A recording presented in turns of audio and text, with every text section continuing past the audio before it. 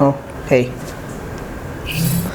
Was just watching my own video. Don't mind me, it's called self-critiquing. Doesn't it ever intrigue you that one day we might be able to see holograms without the need of visual effects like the one that I just did?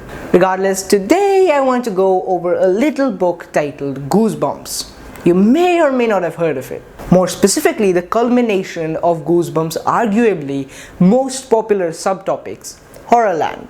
This is the final climax / culmination sort of book, and I'm lucky enough to have it to present it to you guys today.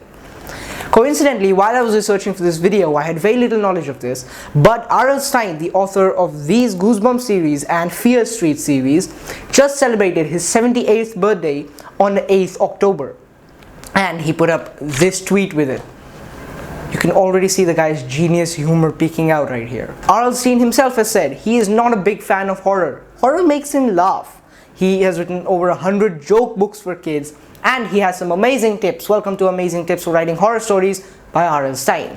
Tip number 1. If you ever have a story about a main protagonist and their best friend, do not kill the best friend off in any scene because they are going to be the murderer 99% of the time. You can take that to the bank. This was said in an interview, which I will link in the description down below. It was super fun watching that. That being said, I am ashamed to have only one Goosebumps video, which is this one, on this channel, seeing that this was a massive chunk of my childhood. Let's bump that number up to 2. For those of you who do know about what the Goosebumps series is, you can just skip this part. But to those of you who don't, here's a little bit of a backstory to everything. R.L Stine writes the Goosebumps series specifically for children.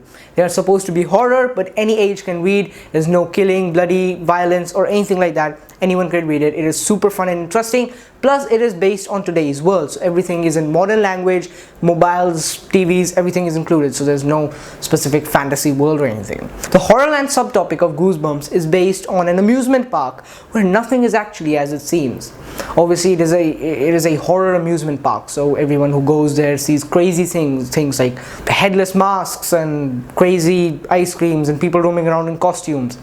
But there are lots of things that lurk in the dark that unsuspecting children don't know about. One major thing that we see common in all of the Horrorland books prior to this one is that they all go to visit a shop owned by a person called Jonathan Chiller. To those of you who read this, you know exactly where this is going.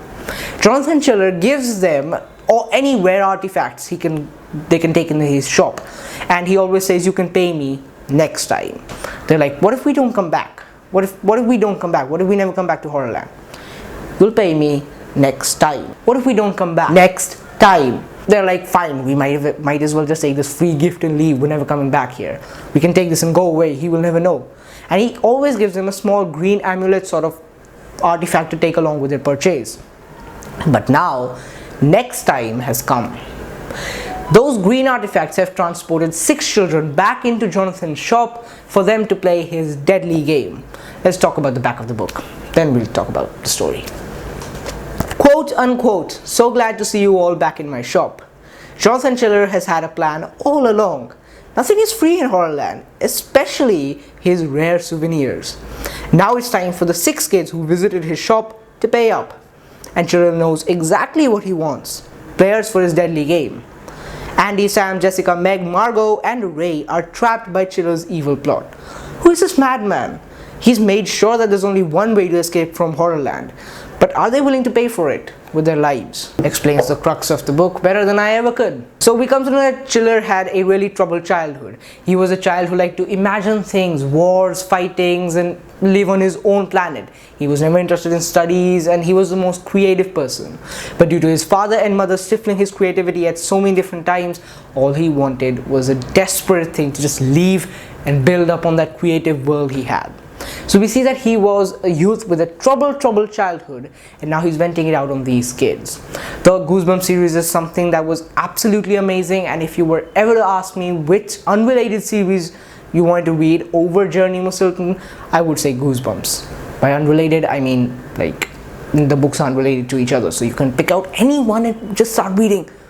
What more do you want? How much more convenience do you want to pick up these books? And there are like so many to choose from, over 1,000 at least. R.L Stine must have written. They're all for you. Grab one now. Why don't you have one now? So the children are told to play his deadly game where they have to survive from hunters who are trying to hunt them while trying to get the artifacts back to go back home. So the hunters are trying to hunt them and kill them with actual crossbows, and they have to live. It's basically a horror survival thing.